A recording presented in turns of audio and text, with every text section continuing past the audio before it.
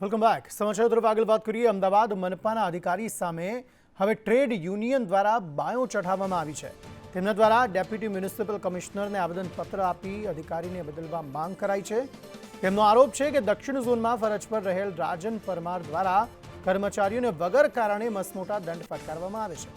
એજન્સીઓ દ્વારા જે કામગીરી કરવામાં આવે છે તેમાં ઘણી વખત નિયત કરતાં ઓછા કર્મચારીઓ હોય છે. 1-2 નહીં પરંતુ 10 ગણા કે 20 ગણા દંડ ફટકારવામાં આવે છે.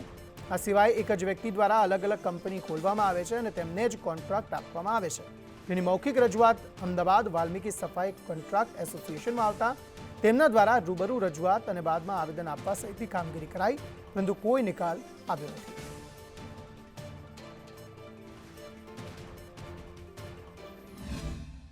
રાજનભાઈ પરમાર સાહેબની ઇન્ચાર્જ તરીકે એટલે ચાર્જમાં ડેપ્યુટી ડાયરેક્ટર તરીકે પશ્ચિમ ઝોનમાં એમની નિમણૂક કરી.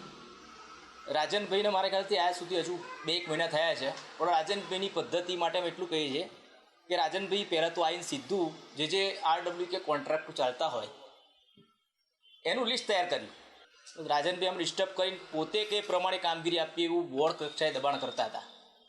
એ પછી જે 2-4 કે 8-10 કોન્ટ્રાક્ટરોની એવી ફરિયાદ આવી અમને કે ભાઈ રાજનભાઈ દ્વારા અમને બોલાવવામાં આવે છે અને જે બિલની કામગીરી આપવામાં આવે છે, બિલ જે કામગીરીના એમાં અમુક ટકાવારી માગે છે અને આ માણસ સામે વિજિલન્સ તપાસ થાય એની સીધી અમારી માગણી છે.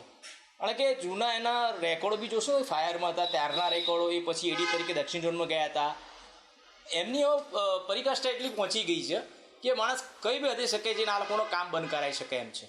અને આ નાની RW વાલ્મીકી સભાથી ચાલે છે, એને સીધું નુકસાન આ માણસ કરી શકે એમ છે. એટલે કાલે એક આવેદનપત્રના સ્વરૂપમાં મેં આપેલું છે કે આ માણસને તાકીદે આ જવાબદારીમાંથી મુક્ત કરવામાં આવે.